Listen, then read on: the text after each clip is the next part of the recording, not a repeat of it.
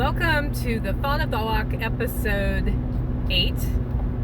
I should keep my hands on the wheel, so I'm not actually walking, I'm driving today, and that's because Rogue Food Conference is going to be here starting tomorrow. I'm so excited. I just picked up a whole bunch of fermented vegetables and some kombucha to serve at the event and some sourdough bread, and they gave me this box of lettuce that they had that was randomly there, that's organically grown by a local farmer. I'm really excited about it.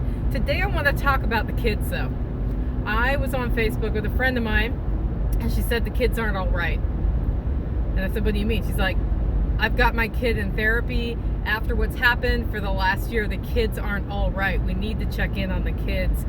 And I started thinking about what's happened in the last 12 months to our kids. And our kids haven't developed the emotional maturity like we have, right? To process these things, to deal with the isolation, to deal with not being around their friends, and they don't have control. You and I have a choice and we have control, but the kids do what their parents make them do, pretty much. And that made it even more stark. I have friends I've lost to suicide this year because they were so depressed in this time of all the COVID reactions and COVID shutdowns.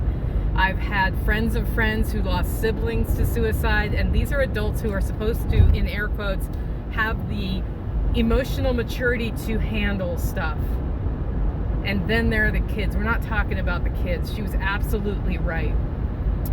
So over the weekend, I talked to somebody who just graduated high school this year and said, you know, I thought about this conversation with my friend. I was like, so how was the last year?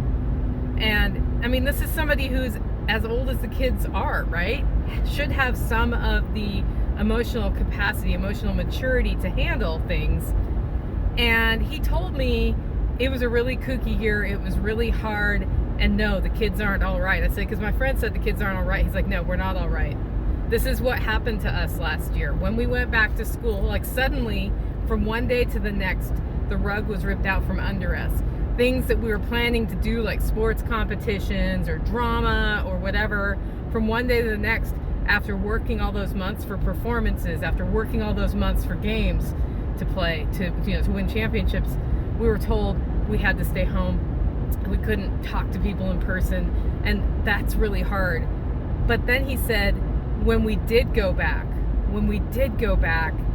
the first days back, we had to wear a mask, and we were seated in classrooms that we were assigned to in our chairs and not allowed to talk to each other.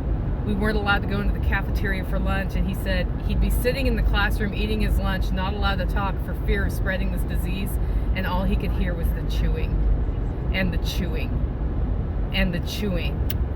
And it was creepy. And they were scared anyway. Nobody really understood what was going on with the virus.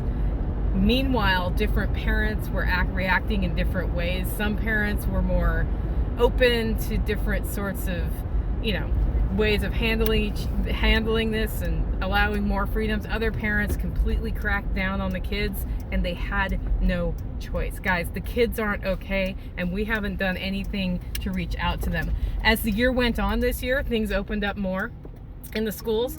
They went from not being allowed to talk to being allowed to talk, and then they went into desks that had plastic cubicles, and through a whole set of cycles of these 2 days a week you're here, those 2 days a week you're there. Guys, the kids aren't okay. It's up to you and me to reach out to the kids in our lives and talk to them and ask them the questions, because they're not telling us. And that was what I was thinking about today. It's up to you and I to help the kids be okay, because they can be okay, but they're not okay. I'll be back on Sunday with the next Thought of the Walk. Make it a great week.